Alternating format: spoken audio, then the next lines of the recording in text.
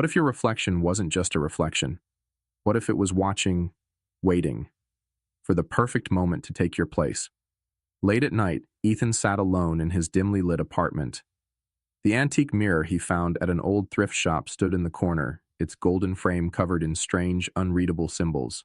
He never thought much about it, until it spoke his name.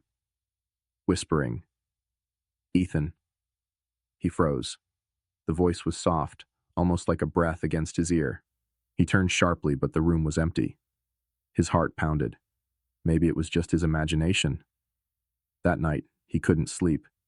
Every time he closed his eyes, he felt watched. The next morning, he noticed something off. His reflection blinked, half a second too late. The days passed, and the whispers grew. Creepy tone. "Let me in," it pleaded. "I can make your life better." Then, it started mimicking him wrong. When he frowned, it smiled. When he turned away, it kept staring.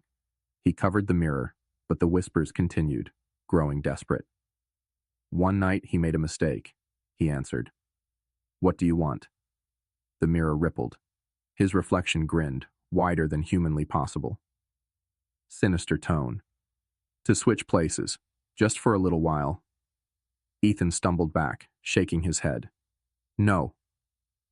The reflection's smile twisted into rage. The glass cracked.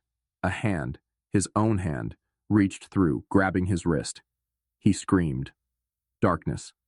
Heavy breathing. Then calm.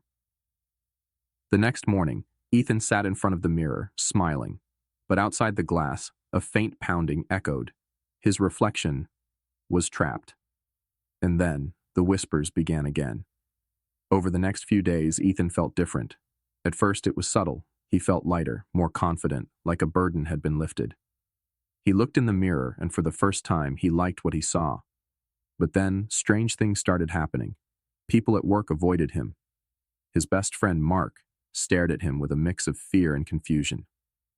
"Dude, there's something off about you. Are you okay?" Ethan laughed, but it sounded wrong, even to him. That night, he heard the knocking again, from the mirror. He tried to ignore it, but as he turned away, his reflection didn't. Eerie whispering, "Ethan, please, let me out." Panic gripped him. His reflection wasn't just mimicking anymore. It was watching, waiting, begging. He covered the mirror again. But the whispers turned into screams. Sleepless nights followed. Shadows in the corner of his vision. His own voice, calling to him from the other side. "Ethan. Ethan." Desperation took over. He searched online for the mirror's origin, and what he found made his stomach turn.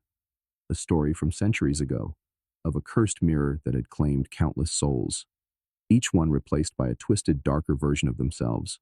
Those who failed to resist were never seen again. His hands trembled as he yanked the cloth off the mirror. His reflection grinned back, eyes darker than before. "You can't run, Ethan. This is my life now."